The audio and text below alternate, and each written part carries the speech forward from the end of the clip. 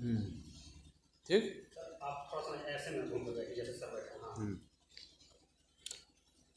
चलिए। बलिया का फेफना, फेफना विधानसभा क्षेत्र और चितबड़ा गांव, आदर्श नगर पंचायत चितबड़ा गांव, जो हमेशा राजनीतिक सुर्खियों में रहता है, क्यों न रहे।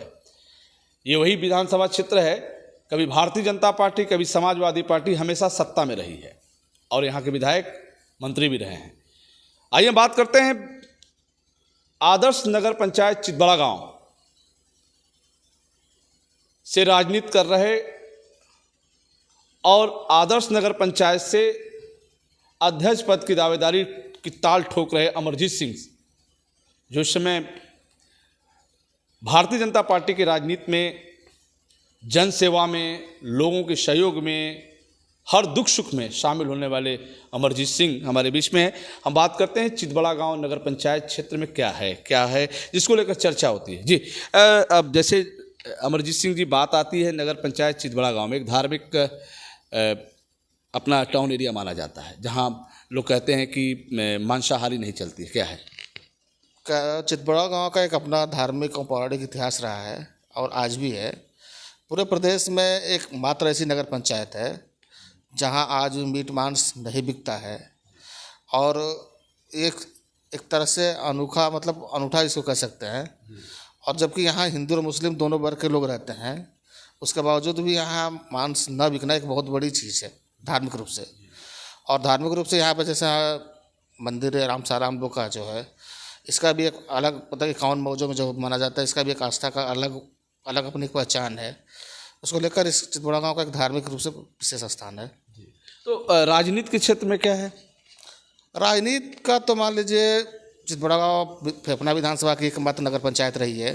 फिलहाल एक रक्षण हुई है इस बार, और 2019 के लोकसभा चुनाव का केंद्रीय रहा चितबड़ा गांव, 22 की विधानसभा केंद्र रहा है। तो एक तरह से भारतीय जनता पार्टी के पक्ष में शुरू से उठाकर देखा जाए सन 1991 से लेकर 2022 तक नगर पंचायत ने हमेशा भारतीय जनता पार्टी के पक्ष में ही मतदान किया है। पहले प्रत्याशी कोई भी यही रहा हो, ओवरऑल विषय वो नहीं है, लेकिन भारतीय जनता पार्टी का सहयोग नगर पंचायत ने हमेशा किया है। और भारतीय जनता पार्टी की जब सरकार बनी और हमारे मंत्री बने इस बार, तो उन्होंने भी चितबड़ा गांव के विकास के लिए अपने स्तर से प्रयास किया। जैसे आप पुल का निर्माण ले सकते हैं, और भी जैसे विकास योजनाएँ हैं, हॉस्पिटल बन रहा है हम लोग का 12 करोड़ की लागत से, आयुर्वेदिक हॉस्पिटल 12 करोड़ की लागत से बन रहा था। PSC उसरौली है 6 करोड़ की लागत से वो बन रहा है। और माननीय सांसद ने भी हम लोग को ग्रीनफील्ड एक्सप्रेस भी हम लोग के बगल से ही निकल रहा है। तो भारतीय जनता पार्टी की सरकार बनने के बाद चितबड़ा गांव के आसपास का विकास के लिए एक अच्छा खासा खांचा खींचा गया है। चूँकि नगर पंचायत के अंदर यहाँ बहुजन समाज पार्टी की सरकार है 15 सालों से, और यहाँ जो भी अध्यक्ष हुए हैं 15 सालों में बहुजन समाज पार्टी से रहे हैं, और उन्होंने नगर के विकास के लिए कुछ भी नहीं किया है।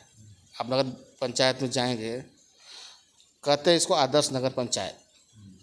हमारा एक ही सवाल है उन लोगों से कि कोई एक बिंदु बता दें या एक मुद्दा या एक समस्या बता दें जिसमें उन्होंने नगर पंचायत चितबड़ा गांव को आदर्श के रूप में प्रस्तुत कर दिया हो और उसके लिए उन्होंने काम किया हो और उस समस्या से नगर पंचायत को निजात दिलाई हो। तो दूसरा और है, जैसे हम बात करते हैं व्यवसाय के क्षेत्र में अपना टाउन एरिया कैसा है? व्यवसाय के दृष्टिकोण से भी यहाँ अच्छी स्थिति है, लेकिन स्थानीय स्तर पे व्यवसाय के लिए जो सुविधाएं मिलनी चाहिए, जैसे क्या है अतिक्रमण हुआ सबसे यहाँ की बड़ी समस्या है। तो अतिक्रमण को जैसे एक बड़ा वर्ग जो चीज़ें मार्केट के अंदर जाना ही नहीं चाहता है, वो आप जाएंगे, अभी जाएंगे, आते हैं हमेशा देखते होंगे। तो 15 साल में अतिक्रमण हुआ। व्यापारियों के लिए एक ऐसी योजना बनानी चाहिए जैसे व्यापार को बढ़ावा मिल सके स्थानीय स्तर पर। क्या होना चाहिए? जैसे यहाँ देखिए शौचालय नहीं है, बाहर से महिलाएं आती हैं। आप यहाँ आप पूरे पीसो तिराहे से लेकर नगर पंचायत के अंदर तक जाएंगे। हो सकता है ज़मीन की दिक्कत हो। नहीं, ज़मीन नगर पंचायत के पास अपनी ज़मीन है। नगर पंचायत के पास अपनी ज़मीन है। अभी अतिक्रमण हटा, अभी भी ज़मीन उपलब्ध है, पहले से भी थी। एक सोच और क्रियान्वयन का अभाव है। एक सकारात्मक सोच के साथ अगर इस कार्य को किया गया, करना चाहे तो कर सकते थे। अच्छा, चलिए अब आगे हम व्यवसाय के क्षेत्र में, धार्मिक के क्षेत्र में आपने बताया रामशाला, वहाँ पे ज़्यादा लोगों की भीड़ लगती है, होली का पर्व जैसे हो। फिर हम आते हैं उस पर मेडिकल के क्षेत्र में और ख़ास एजुकेशन के क्षेत्र में अपना नगर पंचायत चितबड़ा गांव कैसा है? शिक्षा के क्षेत्र में भी पहले से आज की अपेक्षा में काफ़ी सुधार हुआ है। पहले विद्यालय थे, प्राइवेट विद्यालय भी, यहाँ जमुना महाविद्यालय है और भी सारे मतलब विद्यालय, सरकारी विद्यालयों की स्थिति भी धीरे धीरे पहले की अपेक्षा भारतीय जनता पार्टी की सरकार बनने के बाद काफ़ी सुधार हुआ उसमें। तो एक तरह से कहा जाए तो मतलब शिक्षा के क्षेत्र में चितबड़ा गांव एक अपनी पहचान बना रहा है। थर्मापुर में एक बगल में चितबड़ा गांव का नर्सिंग विद्यालय खुला हुआ है, ITI कॉलेज है, ये है। तो इन सारी चीज़ों के बाद चितबड़ा गांव शिक्षा के क्षेत्र में धीरे धीरे खाप बनता जा रहा है और आने वाले समय में शिक्षा के क्षेत्र में चितबड़ा गांव एक अलग रूप में अपनी पहचान बनाएगा। अच्छा, आप नगर पंचायत चितबड़ा गांव में ज़्यादातर किस तरह के लोग रहते हैं? क्या आपके नगर पंचायत चितबड़ा गांव में बड़ी शख्सियत भी रहती है, जैसे नौकरी में या व्यवसाय में या हर चीज़ में? कहीं ना कहीं कुछ लोग बाहर भी होंगे। हाँ, हर तरह के लोग रहते हैं यहाँ पे। शिक्षा, नौकरी पेशा लोग भी हैं, व्यवसायी संवर्ग से भी हैं, किसान, मजदूर, हर तरह के लोग यहाँ रहते हैं, हर जातियों के लोग रहते हैं और सब लोग भाईचारे के साथ एक दूसरे से मिलजुल कर एक दूसरे के त्यौहार को मनाते हुए हंसी खुशी के साथ रहते हैं। कितने वार्ड हैं, कितनी आबादी होंगी, कुछ है जानकारी? वार्ड 15 है यहाँ पे अभी और आबादी वोटर की आबादी की वोटर नियर अबाउट 20,000 के आसपास होंगे। तो आबादी भी 50,000 की होगी। जी जी जी। 20,000 वोटर, 50,000 आबादी। तो सबसे ज़्यादा किस तबका कहलाता है, जैसे वैश्य हैं या फिर छोटी जात के लोग हैं या बड़ी जाति के? सबसे ज़्यादा संख्या का मिक्स है।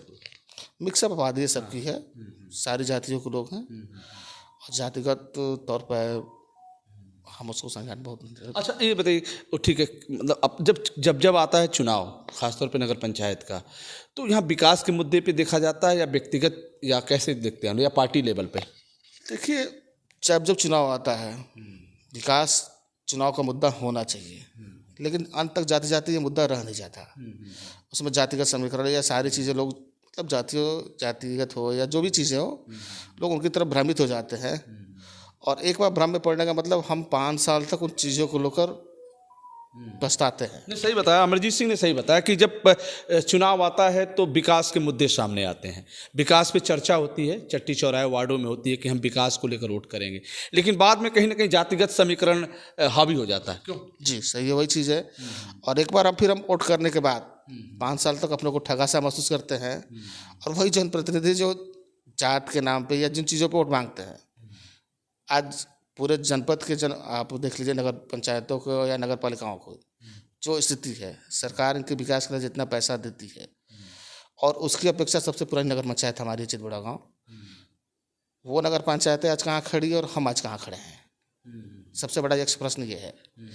और ये पैसे अगर आए तो लगे कहाँ, और लगे तो फिर विकास क्यों नहीं हुआ?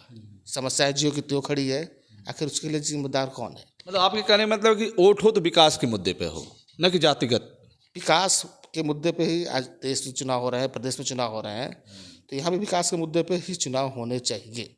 चलिए, मेरा एक सवाल और है, खासतौर पे चूंकि आप जब भारतीय जनता पार्टी से राजनीति कर रहे हैं, जब आप नगर पंचायत के अध्यक्ष का चुनाव लड़ना चाहते हैं, वैसे आपके नगर पंचायत चितबड़ा गाँव में होना क्या चाहिए, क्या कमी रह गई जो जरूरी है यहाँ के लोगों में? सबसे बड़ी समस्या तो यहाँ है जल निकासी। सबसे आज का जो यहाँ प्रमुख मुद्दा है, यहाँ सीवरेज सिस्टम बना कर सबसे पहले जल निकासी की व्यवस्था करनी चाहिए। उसके बाद पीने के पानी के लिए शुद्ध पेयजल होना चाहिए। बिजली के जर्जर तार जो हैं, अच्छा, बिजली के जर्जर तार को चेंज करना चाहिए। जी। तीसरी समस्या ये है स्वास्थ्य, हॉस्पिटल भी अच्छा होना चाहिए, हॉस्पिटल होगा जी, और शिक्षा। सर, सबसे मज़े की बात यह है अमरजीत जी की जो आपका चितबड़ा गांव एरिया है, जो पूर्वांचल एक्सप्रेसवे को सीधा जोड़ता है, आपकी टाउन एरिया से हमें लगता है 18 किलोमीटर पूर्वांचल एक्सप्रेसवे होगा। तो आप तो भाग्यशाली हैं कि आप इस क्षेत्र की राजनीति कर रहे हैं और हमें लगता है कि पूर्वांचल एक्सप्रेसवे को भी इसी लिंक से जोड़ देना चाहिए आपके टाउन एरिया होते हुए। हम लोग की मांग है कि जोड़ा जाए, जोड़ा जाता तो इस नगर पंचायत का भी विकास होता और हम अपने स्तर से प्रयास करेंगे और इस मांग को ऊपर तक पहुँचाने का अपने जनप्रतिनिधियों के माध्यम से प्रयास करेंगे कि जो लिंक एक्सप्रेस से जोड़ा जाए, चितबड़ा गाँव होकर ही जोड़ा जाए। चलिए, अब सवाल और है कि आपके नगर पंचायत क्षेत्र में थाना, पुलिस चौकी कितने हैं? थाना एक ही है, चितबड़ा गाँव जी, और एक चौकी है। वो किस नाम से? वो ग्रामीण क्षेत्र में है। ग्रामीण क्षेत्र, तो एक चौकी, एक थाना, एक टाउन एरिया, तीन हो गया। बैंक वगैरह क्या स्थिति? बैंक भी है, सारे प्राइवेट बैंक, HDFC बैंक, राष्ट्रीयकृत और प्राइवेट बैंक दोनों बैंक हैं यहाँ पे। क्या ऐसा भी होता है कि चितबड़ा गांव में लोग शहर से भी आते हैं क्या खरीदारी के लिए, या व्यवसाय कुछ दर्शन वगैरह करने के लिए बाहर से भी लोग आते जाते? हाँ, बाहर से लोगों का आवागमन रहता है हमेशा, क्योंकि मैं बताया ग्रामीण क्षेत्रों का मुख्य भाई नगर पंचायत ये बड़ा मार्केट है यहाँ पे, तो लोग आते जाते हैं। खरीदारी का व्यवसाय का एक बड़ा वो भी है, और धार्मिक रूप से भाई आस्था का एक बड़ा केंद्र भी है। रामशाला हुआ, सिद्धेश्वरनाथ मंदिर है, दुर्गा मंदिर है, हमारे रेलवे स्टेशन पे आप जाएंगे, और भी धार्मिक चीज़ें हैं जिसको लेकर आस्था का बड़ा केंद्र है, तो लोगों का आवागमन होता रहता है। आपका कृषि मंडी है, उसकी क्या स्थिति है? कृषि मंडी की स्थिति भी अच्छी है। वहाँ थोक में वो खरीदारी होती है, और किसानों के लिए क्रय विक्रय केंद्र है। वार्डों का सड़क, नाली, खड़ंजा? वार्डों की सड़क और नाली खंड की स्थिति बहुत अच्छी नहीं है, आप जाकर उस चीज़ों को देख सकते हैं। तो सवाल तो ये भी तो आ सकता है फिर कि चूँकि आप भी सत्ता में रहे हैं, आपके साथ सांसद और विधायक भी रहे, अगर वार्ड की नाली खड़ंजे की स्थिति खराब है तो कहीं ना कहीं आप भी तो दोषी उसमें आएंगे। भाई दोषी हम कैसे हुए?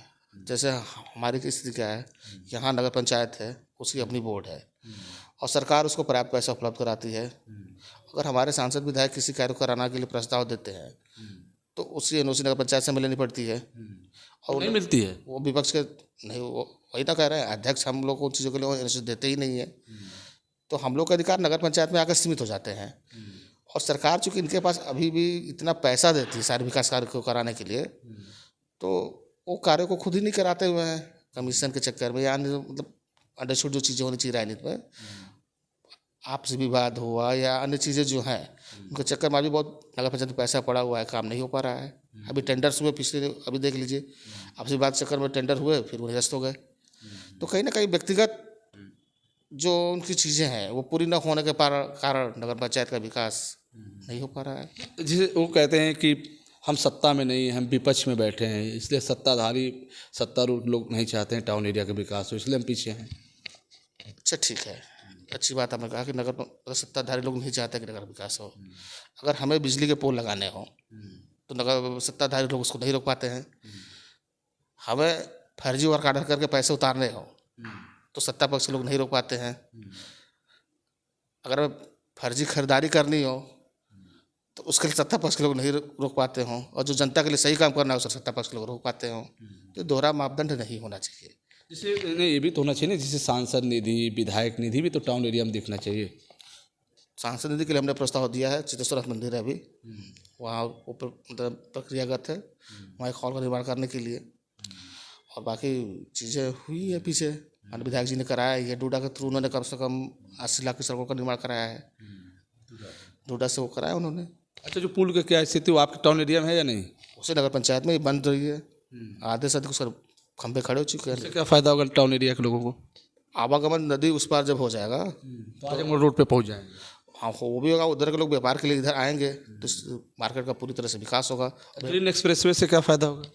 ग्रीनफील्ड से पुल कनेक्ट होगी, बगल से ही निकल रहा है, तो उसको प्रयास करके जुड़वाया जाएगा उस पुल को, फिर कनेक्टिविटी बढ़ेगी, तो चीज़ें जब एक दूसरे से जुड़ा होगा, आवागमन बढ़ेगा, तो वैसे ही व्यापार बढ़ेगा, लोगों का आवागमन होगा, तो ये चीज़ें हैं। अमरजीत सिंह ने कहा कि टाउन एरिया का विकास तभी संभव है जब विकास की बात हो। विकास होना चाहिए और जनता का भी साथ होना चाहिए।